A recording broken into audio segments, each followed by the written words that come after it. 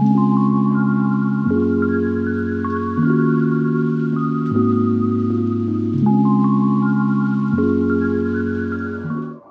শিক্ষার্থী বন্ধুরা, আশা করি সবাই ভালো আছেন।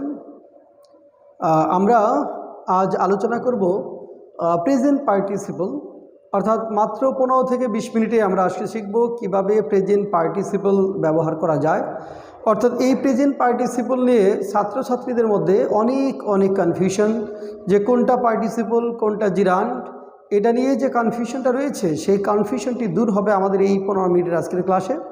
বিশেষ করে প্রেজেন্ট পার্টিসিপলের ইনস অ্যান্ড আউটস বা এ টু জেড আমরা জানতে পারবো।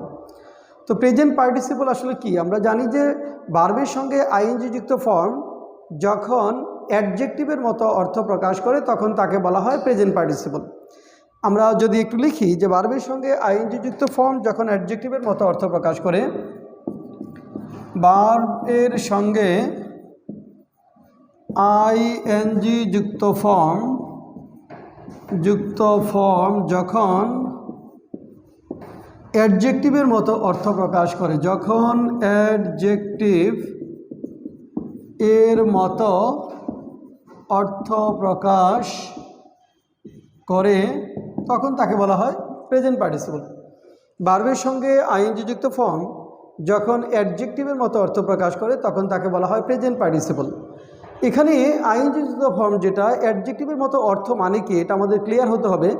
অ্যাডজেক্টিভের মতো অর্থ মানে সাবজেক্ট কোনো কাজে রত বা অবস্থায় থাকে। আমি আবারও বলছি, অ্যাডজেক্টিভের মতো অর্থ মানে সাবজেক্ট কোনো কাজে রত বা অবস্থায় থাকে। অ্যাডজেক্টিভের মতো অর্থ মানে অ্যাডজেক্টিভ এর মতো অর্থ মানে সাবজেক্ট কোনো কাজে রত বা অবস্থায় থাকে। সাবজেক্ট কোনো কাজে রত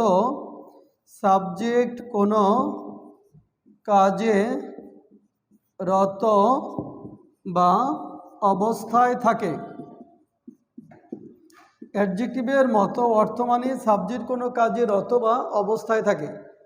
অ্যাডজেক্টিভের মতো অর্থ মানে সাবজেক্ট কোনো কাজে রত বা অবস্থায় থাকে। এখানে আরেকটা জিনিস আমাদের মনে রাখতে হবে যে পার্টিসিপল শব্দটির বাংলা অর্থের দ্বিত্ব উচ্চারণ হতে পারে, যেমন চলতে চলতে, নাচতে নাচতে, যেতে যেতে, খেতে খেতে। আমি আবারও বলছি যে পার্টিসিপল শব্দের বাংলা অর্থের দ্বিত্ব উচ্চারণ হতে পারে।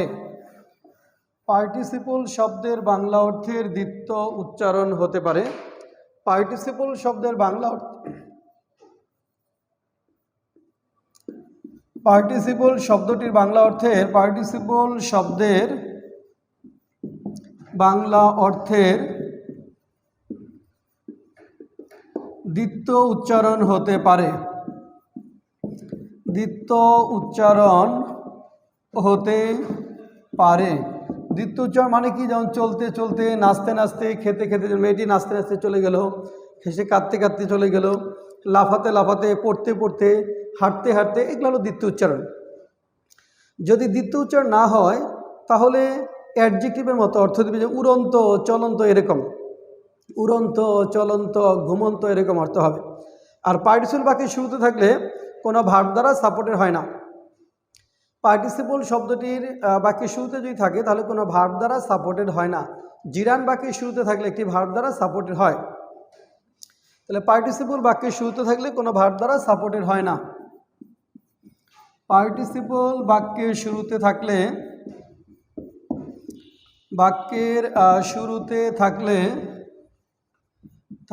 কোনো ভার্ব দ্বারা সাপোর্টেড হয় না। ভার্ব দ্বারা সাপোর্টেড হয় না। আমি আবার বলছি, পার্টিসিপল বাক্যের শুরুতে থাকলে কোনো ভার্ব দ্বারা সাপোর্টেড হয় না। পার্টিসিপল বাক্যের শুরুতে থাকলে কোনো ভার্ব দ্বারা সাপোর্টেড হবে না, অর্থাৎ পার্টিসিপলের কোনো ভার্ব থাকবে না। আবারও বলছি যে ভার্বের সঙ্গে আইনযুক্ত ফর্ম যখন অ্যাডজেক্টিভের মতো অর্থ প্রকাশ করে তাকে বলা হয় প্রেজেন্ট পার্টিসিপল। ভার্বের সঙ্গে আইএনজি যুক্ত ফর্ম যখন অ্যাডজেক্টিভের মতো অর্থ প্রকাশ করবে তখন তাকে বলা হয় প্রেজেন্ট পার্টিসিপল। পার্টিসিপল শব্দের বাংলা অর্থে দ্বিত্ব উচ্চারণ হতে পারে। দ্বিত্ব উচ্চারণ না হলে অ্যাডজেক্টিভের মতো অর্থ হবে। আর পার্টিসিপল বাক্যে শুরুতে থাকলে কোনো ভার্ব দ্বারা সাপোর্টেড হবে না, অর্থাৎ পার্টিসিপলের কোনো ভার্ব থাকবে না। এবার আমরা এক্সাম্পলে যাই।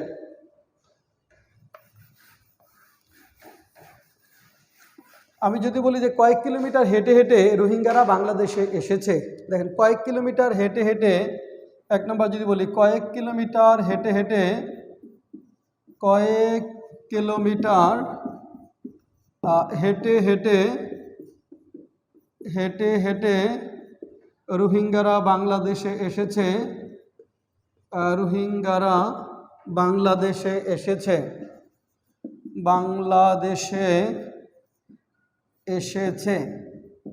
কয়েক কিলোমিটার হেঁটে হেঁটে কি অবস্থায় এসেছে? হেঁটে হেঁটে অবস্থা বোঝাচ্ছে, দ্বিতীয় উচ্চারণ হচ্ছে। তাহলে এটা হলো আমার participle. Walking a few kilometres the Rohingyas have come to Bangladesh. আমরা যদি লিখি the Rohingya, walking a few kilometres, walking a few kilometres, kilometres the Rohingyas, the Rohingyas have come to Bangladesh, have come to Bangladesh। দেখেন ওয়াকিং এ ফিউ কিলোমিটার্স, এখানে walking হলো বাক্যে আমার এই ওয়াকিংয়ে কিন্তু কোনো ভার্ব দ্বারা সাপোর্টেড না। হ্যাভ কাম এটা হলো ভার্ব, এটা হলো সাবজেক্ট। তাহলে আমাদের দেখেন এই রোহিঙ্গা সাবজেক্টের ভার্ব হলো হ্যাভ কাম, তাহলে এখানে কিন্তু ওয়াকিংয়ের কোনো ভার্ব নেই। ওয়াকিং এ ফিউ কিলোমিটার্স এই পর্যন্ত কোনো ভার্ব নেই। ওয়াকিং আ ফিউ কিলোমিটার্স এই পর্যন্ত কোনো ভার্ব নেই। তাহলে খেয়াল করেন, আমরা বলছি যে পার্টিসিপল বাক্যের শুরুতে থাকলে কোনো ভার্ব দ্বারা সাপোর্টেড হবে না। প্রেজেন্ট পার্টিসিপল যখন বাক্যের শুরুতে থাকবে তখন কোনো ভার্ব দ্বারা সাপোর্টেড হবে না, দ্বিতীয় উচ্চারণ হতে পারে। দ্বিতীয় উচ্চারণ না হলে অ্যাডজেক্টিভের মতো অর্থ হবে। তাহলে walking a few kilometres the Rohingyas have come to Bangladesh. একটা এক্সাম্পল যদি বলি, দেখেন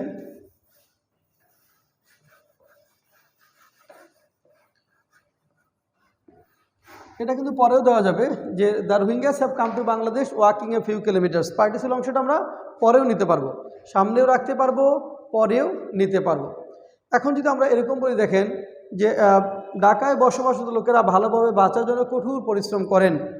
ঢাকায় বসবাসরত লোকেরা, ঢাকায় বসবাসরত লোকেরা ভালোভাবে বাঁচার জন্য, ভালোভাবে বাঁচার জন্য কঠোর পরিশ্রম করেন, কঠোর পরিশ্রম করেন।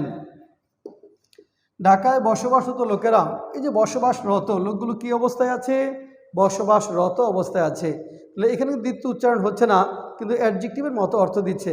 তাহলে the people living in Dhaka work hard to survive. এখানে দেখেন দ্য পিপল, যেটা বলবো the people living in Dhaka, people living in Dhaka, Dhaka work hard to survive well. ভালোভাবে বাচ্চার লোকেরা ভালোভাবে টু সার্ভাইভ ওয়েল বা টু লিভ ওয়েল। তাহলে দ্য পিপল লিভিং, এই যে বসবাসরত লোকগুলো বসবাসরত অবস্থায় আছে, এটা হলো আমাদের পার্টিসিপল। যেমন মেয়েটি নাচতে নাচতে চলে গেল, কি অবস্থায় চলে গেল? নাচতে নাচতে, সেটা participle.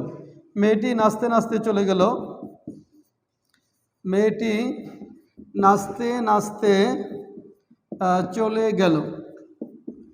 The girl went away dancing, the girl went away, the girl went away dancing, the girl went away dancing. এই যে নাচতে নাচতে, এটা হলো আমার participle, present participle. The girl went away dancing, নাচতে নাচতে। এর দ্বিতীয় উচ্চারণ না হলে অ্যাডজেক্টিভের মতো অর্থ হবে। যেমন আমাদের চলন্ত বাস থেকে নামা উচিত না, we should not get off from a running bus. দেখি আরেকটা এক্সাম্পল। তাহলে আমাদের চলন্ত বাস থেকে নামা উচিত না, চলন্ত মানে রানিং অবস্থা নির্দেশ করছে।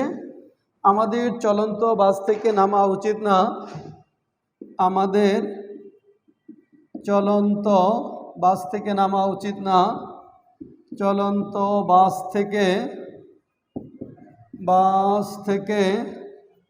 নামা উচিত না।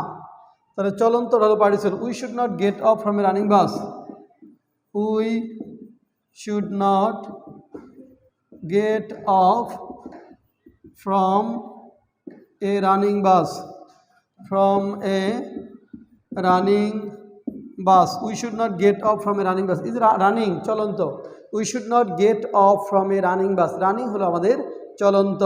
তাহলে উড়ন্ত, চলন্ত এগুলো হলো আমাদের পার্টিসিপল।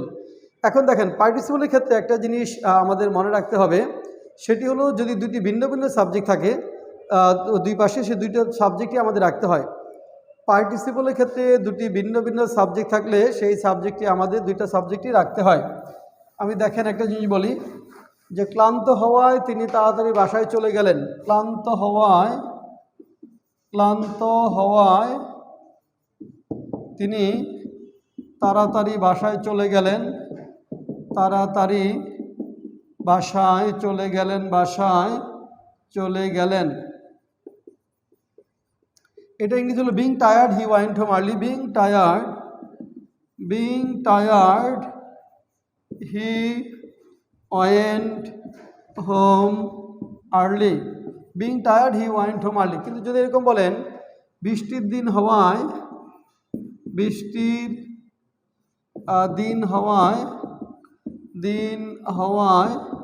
আমরা সেদিন বাইরে যাইনি।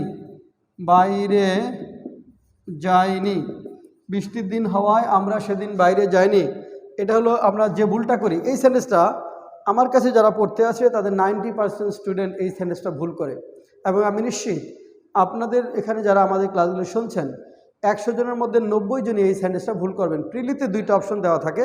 দুইটা অপশন কী কী দেওয়া থাকে আমি দেখাচ্ছি। অপশন এ দেওয়া থাকে being a rainy day, being a rainy day, বৃষ্টির দিন হওয়ায় আমরা সেদিন বাইরে যাইনি। উই ডিড নট গো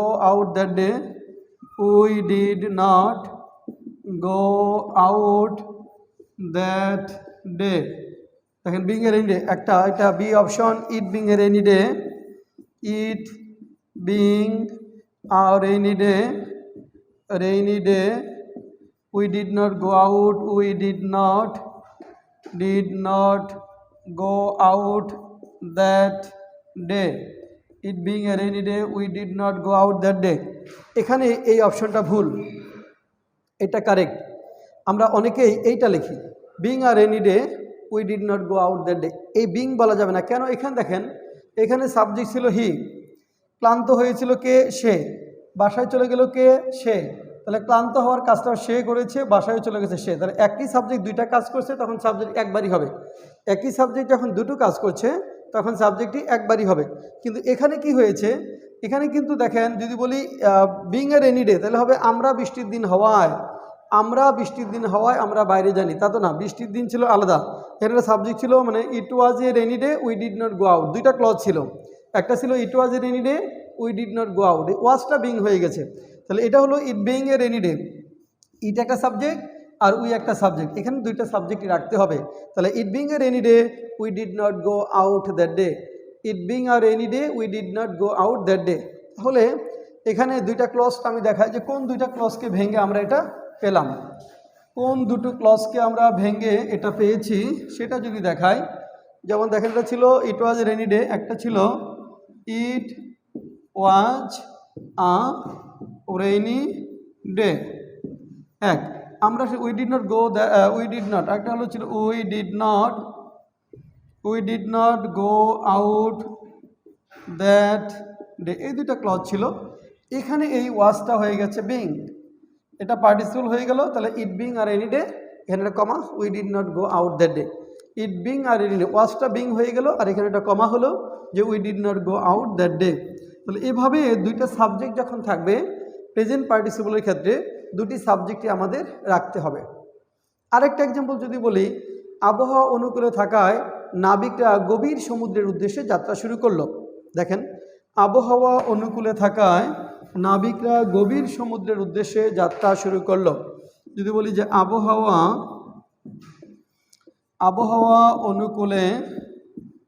অনুকূলে থাকায় নাবিকরা গভীর সমুদ্রের উদ্দেশ্যে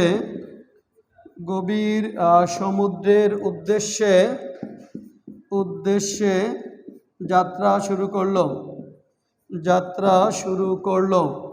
এখানে আবহাওয়া একটা সাবজেক্ট এবং নাবিকরা আরেকটা সাবজেক্ট, দুটা ভিন্ন ভিন্ন সাবজেক্ট। এটা ইংরেজি হবে the weather being in favour, the sailor sailed out for the deep sea. The weather being in favor, the sailors sailed out for the deep sea. The weather being in favor, the weather being in favor, the weather being in favor, the sailors sailed out for the deep sea. The sailors sailed out for the deep sea. The weather being in favor, the sailors sailed out for the deep sea. আগেই বলেছি participle শব্দের ক্ষেত্রে verb দ্বারা supported হবে না। Participle যখন বাক্যের শুরুতে থাকবে তখন ভার্ব দ্বারা সাপোর্টেড হয় না, কিন্তু যদি জিরান্ড থাকে তাহলে কিন্তু একটা ভার্ব দ্বারা সাপোর্টেড হয়। ছোট্ট একটা কম্পারিজন যদি আমি দেখাই, দেখেন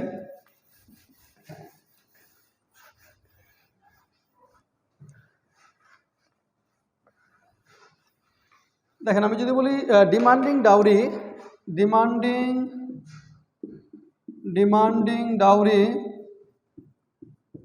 the man has fallen in danger. The man has fallen in danger.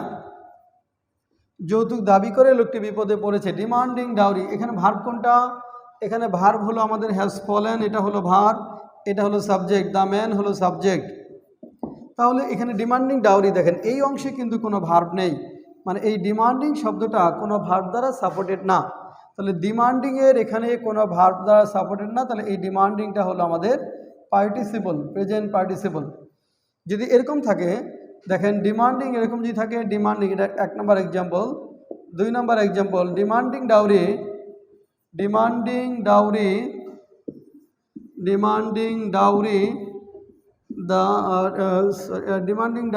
is a punishable offense.